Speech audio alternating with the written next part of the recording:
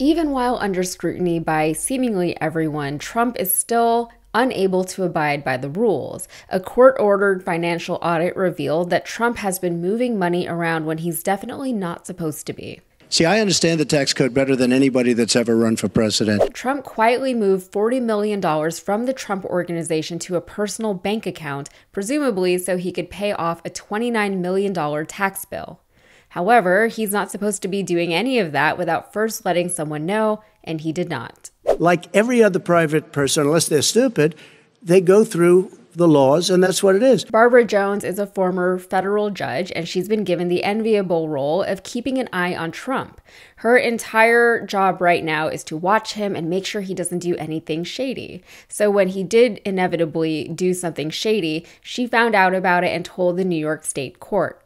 Now remember, Trump is already on trial for bank fraud, and because of this, the judge explicitly ordered that Trump or Trump Organization not shift any money around leading up to or during the trial. If he does, he's supposed to let Barbara Jones know about it. Jones, however, didn't find out about the $40 million worth of cash transfers until she and her team did their own audit on Trump's bank statements. Jones did confirm that of the $40 million, $29 million was used for the tax payments, and the rest was used to cover his legal costs and insurance premiums. Now, we're not sure what the penalty will be for violating the judge's orders as yet, so we'll have to stay tuned for that. If President Trump didn't want something turned over, I assure you, that is something that could have been done. But he never would act like that. Okay, he is the most ethical American I know. In related news, as part of Trump's defense in the D.C. trial, Trump's legal team basically admitted that there was Russian interference during the 2016 presidential election. So Jack Smith has indicted Trump for trying to steal the 2020 election. But that puts Trump in a sticky situation. In 2016, when rumors and even evidence of Russian interference in the election came out, Trump called it the Russian hoax. He said there was definitely no Russian interference in the election. He definitely wasn't in cahoots with Putin. And ultimately, it didn't matter if Russia was interfering or not. Trump would have won anyway. And after 3 years of lies and smears and slander, the Russia hoax is finally dead. The collusion delusion is over.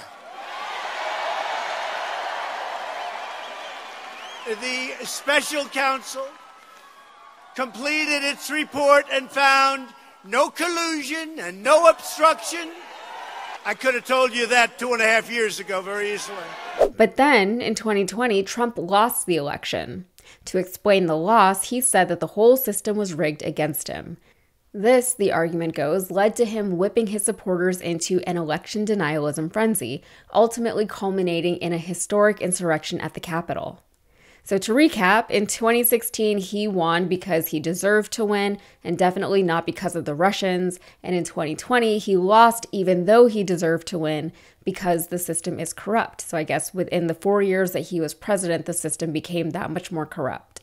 Now, with Trump having to defend his coup attempt in court, his lawyers filed documents this week that said that the Russian interference in the election in 2016 contributed to general election distrust in 2020, which is what actually led to the Capitol insurrection. So they acknowledge the Russian election interference, not the allegations of Russian interference, but Russian interference itself, even though up to this point, Trump maintains that it was all just a hoax.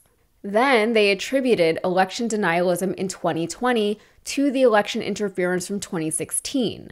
They even compiled classified documents and reports confirming evidence of Russian interference in 2016. So in their motion to compel, where they're arguing to the judge that they need information about foreign influence related to the 2016 election, they say on the bottom of page 7 of their brief, the declassified version of the 2016 election ICA, which is a Russia activities and intentions report, that in that report, they described RT America TV, quote, a Kremlin finance channel operated from within the United States to execute a, quote, Kremlin-directed campaign to undermine faith in the U.S. government and fuel political protest. In other words, the Russians got Donald Trump elected, and he wants to get to the bottom of it. The whole argument is also a little strange because the people who did believe that the 2020 election was rigged were the same people who didn't believe in any Russian interference in 2016, including Trump himself. The argument Trump's lawyers are trying to make is that Jack Smith's office is trying to pin the spread of election denialism on Trump, when really it was probably just actual evidence of election interference or, quote, foreign efforts to undermine public faith in the U.S. democratic process that led to the election skepticism.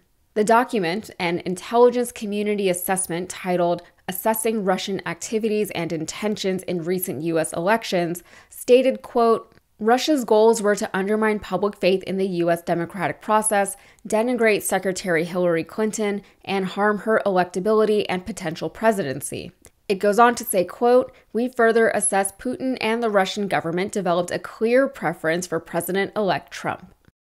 It also crucially specifies that Russia's goal may have been to undermine faith in U.S. democracy and to sow skepticism among Americans, but it does not clarify that Russia was successful in doing so. Whether or not the court will fall for any of this is yet to be seen, but I think it's pretty obvious what the play here is. If a judge can't see through this, then I think we're all not in a great place to start with. All right, that's it for me. If you got anything out of this, please like the video, subscribe to the channel, and check out my podcast, Modern Context. Thank you.